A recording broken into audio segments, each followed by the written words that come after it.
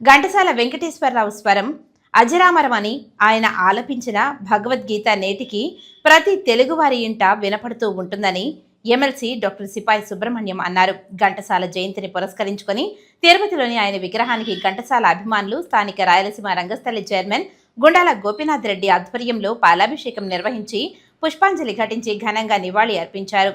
ఈ కార్యక్రమానికి MLC doctor సిపాయి Subrahmanyam, BJP senior నాయకులు నవీన్ కుమార్ రెడ్డిలు ముఖ్య అతిథులుగా హాజరయ్యారు. ఈ సందర్భంగా వారు మీడియాతో మాట్లాడారు.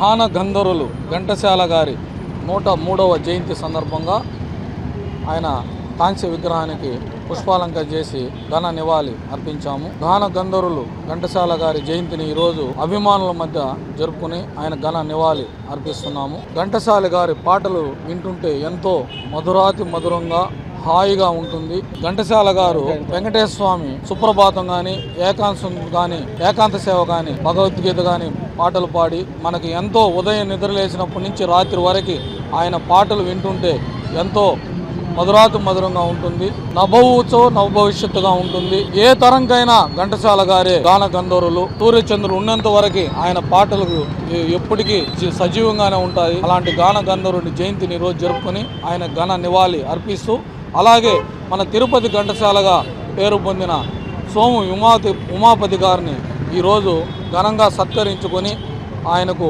ధన్యవాదాలు తెలియజేస్తాను. నాటికి నేటికి ఇప్పటికైనా స్థిర సంగీత గాయకుడు అని పేరుగాంచినటువంటి ఘంటసాల గారి గొంతు వింటే చాలు మన ఒళ్ళంతా పులకరిస్తుంది.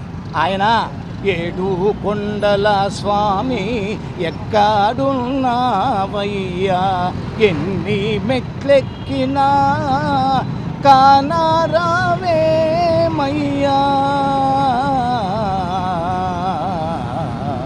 అని పాడిన ఆ యొక్క గాంధీ పుట్టిన దేశమా ఇది, నెహ్రూ కోరిన సంఘమా ఇది అని ఆయన గొంతెత్తి పాడిన అందరూ ఐకమత్యంతో ఎదుటి ఆ శత్రువుని అలా కూల్చేటువంటి దృష్టి కలుగుతుంది.